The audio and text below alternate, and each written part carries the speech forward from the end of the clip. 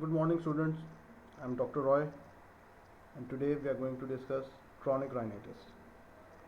In our previous lecture, we completed acute rhinitis, and today we are going to cover our topic of chronic rhinitis.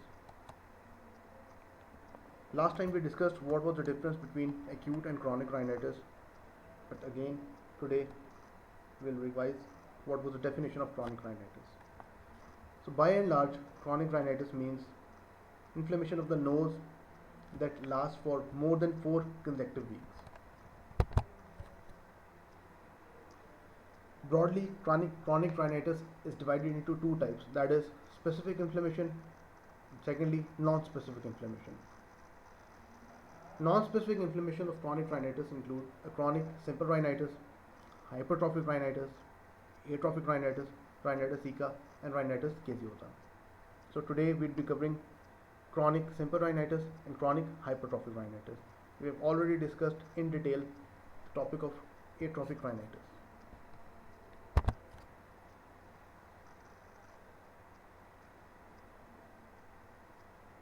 Chronic simple rhinitis. Regarding the etiology of chronic simple rhinitis, it is important for you people to bear in mind what are the predisposing factors that can lead to chronic simple rhinitis. The first and foremost is the presence of nasal infection in the upper aerodigestive tract, such as paranasal sinuses, tonsils, and adenoids. So, in case a patient presents with chronic simple rhinitis, one is supposed to evaluate these anatomical regions particularly. The next thing that can lead to chronic simple rhinitis is chronic irritation from dust. It can be due to smoke. The smoking can be due to personal habits, that is cigarette smoking, or it can be due to exposure at your workplace, etc. Next thing with which the patient presents is nasal obstruction. Apart from this, vasomotor rhinitis and endocrinal or metabolic factors have also been implicated as causative or predisposing factors for chronic simple rhinitis. Regarding the pathology of chronic simple rhinitis, there is hyperemia and edema of mucous membrane, there is hypertrophy of seromucinous glands, and there is an increase in goblet cells. All these can lead to specific clinical features which we'll be discussing right now.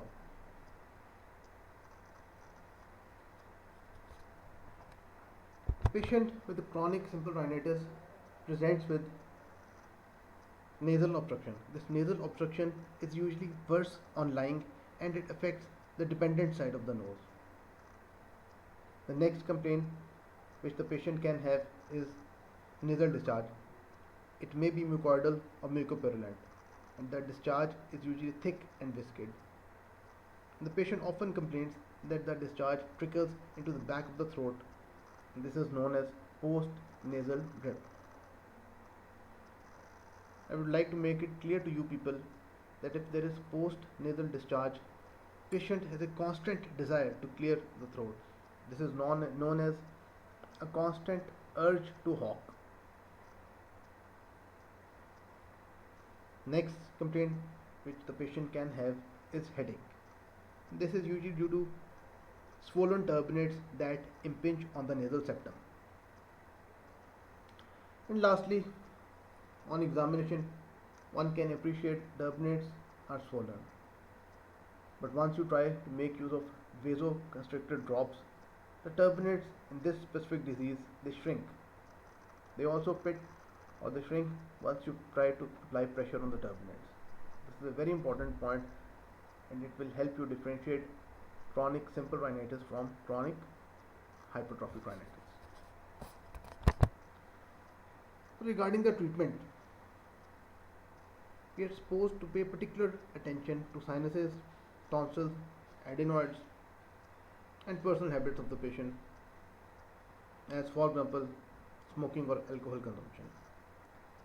You are supposed to try to elicit history of allergy or the presence of specific allergens at his or her workplace. The next part of the treatment involves making use of alkaline solution. It serves two purposes. It helps to keep the nose free from viscid secretions, and it can also remove superficial infections from the nose and paranasal sinuses.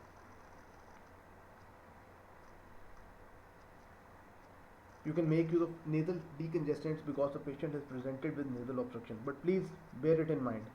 The nasal decongestants are to be used for a very brief time period. The reason being, if you or the patient uses it for very prolonged time period, it can lead to a complication which is known as rhinitis medicamentosa.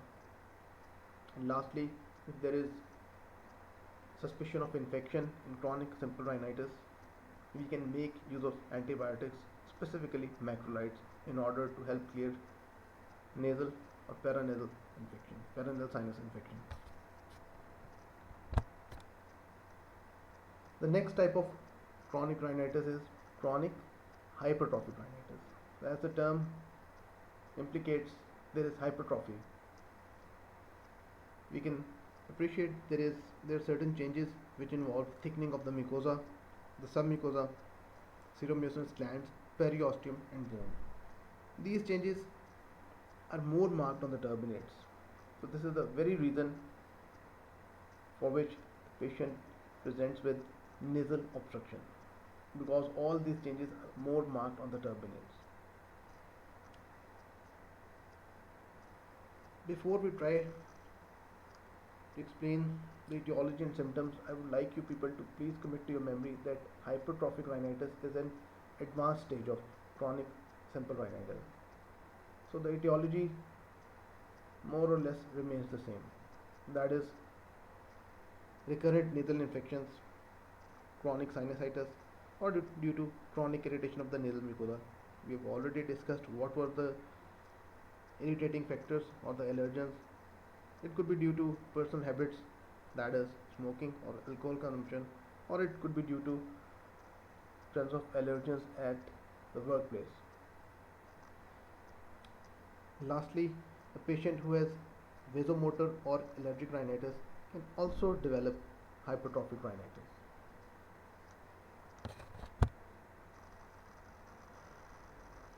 Nasal obstruction is a predominant symptom with which the patient presents in the OPD.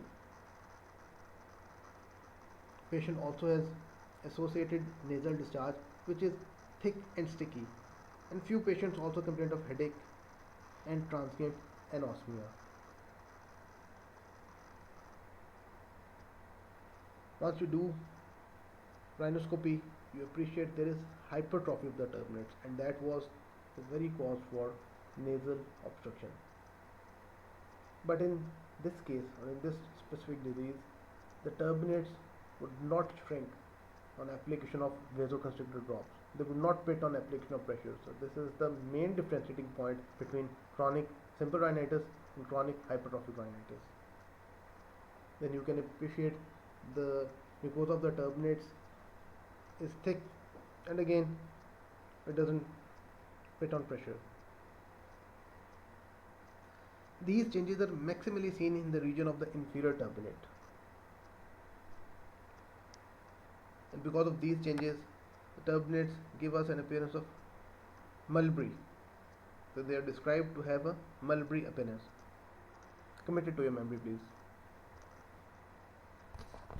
Regarding the treatment of the chronic hypertrophic rhinitis, again the principles remain the same. We try to discover the causative factors, that is the presence of disease in the upper aerodigestive tract.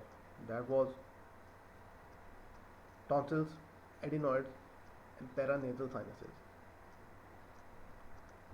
If we find any evidence of disease in these regions, we first try to eliminate the cause or treat the infection. And lastly, there was hypertrophy of the turbinates which was resistant to medical treatment. So we try to address this in order to make the complaint go. And this is done or achieved by various methods. The first and foremost is the cauterization. We do it in a linear fashion. We cauterize the turbinate and resultantly they shrink.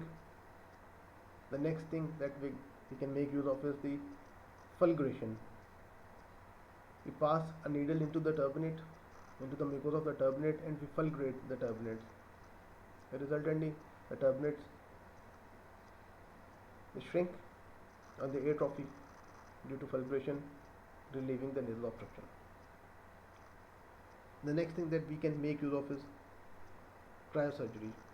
We cause coagulative necrosis of the turbinates, leading to a reduction in their size and relieving nasal obstruction. Nowadays, we don't do total turbinectomy due to the reason that the nose becomes very roomy. There is a lot of crusting and dryness that can lead to bleeding. It's very cumbersome for the patient.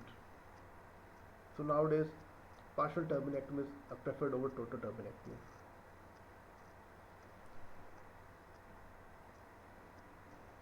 We can lead to submucosal. We can do submucosal resection of the turbinate bone, but preserve the mucosa at the same time, because mucosa has specific functions which you people have already discussed and read in the physiology of the nose and pharyngeal sinuses. So the mucosa are to be kept trauma free.